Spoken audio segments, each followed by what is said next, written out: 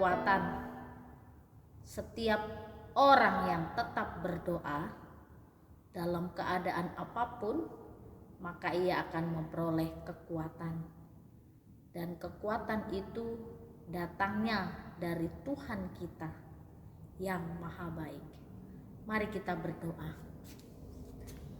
Terima kasih untuk pagi yang indah ini yang Kau berikan kepada kami untuk kami nikmati. Kami bersyukur hari baru Engkau percayakan untuk kami. Terima kasih ya Tuhan untuk pemeliharaan dan kasih setiamu yang selalu Engkau nyatakan kepada kami. Kami akan terus berseru dan berharap kepada Tuhan, karena Tuhanlah yang menjadi tempat perlindungan. Tuhan juga menjadi kota benteng bagi kami. Pagi ini kami akan mendengarkan suara-Mu lewat firman-Mu. Tuhan menolong kami sehingga firman-Mu ini menjadi kekuatan untuk kami terus hidup di dalam Tuhan. Terima kasih ya Bapa, di dalam dan demi Yesus Kristus kami berdoa dan mengucap syukur. Amin. Pagi ini kita akan bersama-sama merenungkan satu tema firman Tuhan, doa Yunus. Bapak, Ibu, dan saudara-saudari tentu masih ingat tentang kisah Yunus. Tuhan mengutus dia ke Niniwe untuk memberitakan bahwa kota Niniwe juga akan dihancurkan oleh Tuhan. Lalu tugas yang diberikan Tuhan kepada Yunus tidak mau pergi ke Niniwe. Justru dia naik kapal dan mengarahkan perjalanannya ke daerah Tarsis. Lalu di tengah lautan ketika naik kapal, badai menghantam kapal mereka. Lalu semua awak kapal dan juga orang-orang di dalam kapal membuang undi atas Yunus. Lalu Yunus, gara-gara kamu badai ini datang. Lalu mereka membuang Yunus ke laut. Dan akhirnya Yunus dimakan ikan besar. Ini satu peristiwa yang kita sering dengar waktu kita masih sekolah minggu. Guru-guru sekolah minggu kita mengajarkan tentang kisah Yunus. Dan kisah Yunus ini satu kisah yang menarik, karena di dalamnya ada cerita Yunus yang dimakan ikan besar dan berada di dalam perut ikan besar selama 3 hari. Lalu dalam situasi yang sulit seperti itu, Yunus dia kembali kepada Tuhan.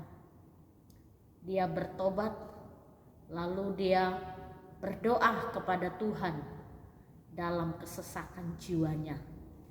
Di dalam Yunus pasal 2 ayat 1 dan 2 demikian bunyi firman Tuhan. Berdoalah Yunus kepada Tuhan Allahnya dari dalam perut ikan itu, katanya, dalam kesusahanku aku berseru kepada Tuhan, dan Ia menjawab aku. Dari tengah-tengah dunia orang mati aku berteriak, dan Kau dengarkan aku, dan Kau dengarkan suaraku. Ini doa yang disampaikan oleh Yunus ketika Yunus Tuhan perintahkan ke Niniwe, lalu dia akan melarikan diri dari Niniwe. Lalu ketika ada di dalam perut ikan, Yunus menyadari apa yang dia lakukan, apa yang dia perbuat. Nah, dalam situasi yang sulit, keadaan yang sulit, bisa saja Yunus mati di dalam perut ikan. Tetapi Tuhan belum izinkan itu. Tuhan izinkan dia untuk mengalami hidup di dalam perut ikan. Lalu dari dalam perut ikan itu Yunus berdoa kepada Tuhan. Dia berseru kepada Tuhan. Dalam kesusahanku aku berseru kepada Tuhan. Dalam kesulitanku, kesengsaraanku, aku tetap berseru kepada Tuhan. Lalu Bapak Ibu, dalam keadaan seperti itu, Tuhan masih menjawab doa Yunus. Bayangkan, Tuhan hanya perintahkan Yunus untuk pergi ke Niniwe. Tetapi Yunus punya pendapat lain. Dia ingin melarikan diri. Tidak pergi ke Niniwe, tapi ke kota lain. Lalu ada terjadi peristiwa. Dia dimakan ikan besar. Dalam kesesakannya ada di dalam perut ikan, Tuhan masih mendengar doa Yunus. Ini yang luar biasa. Tuhan masih mendengar doa orang-orang yang memberontak, yang melawan, yang tidak menuruti perintah Tuhan. Tapi Tuhan masih mau mendengar. Lalu kata Yunus, dari tengah-tengah dunia orang mati, aku berteriak, dan kau dengarkan suaraku. Dari tengah-tengah kehidupan dunia orang mati, Yunus berteriak, dan Tuhan mendengarkan teriakan Yunus. Ini adalah satu pembelajaran di tengah-tengah hidup kita, bahwa Tuhan selalu mendengar doa kita. Tuhan selalu mendengar seruan kita. Tuhan juga melihat air mata kita yang terus menetes karena sebuah peristiwa dalam hidup kita. Kejadian-kejadian dan peristiwa demi peristiwa yang kita alami, seringkali kita bergumul.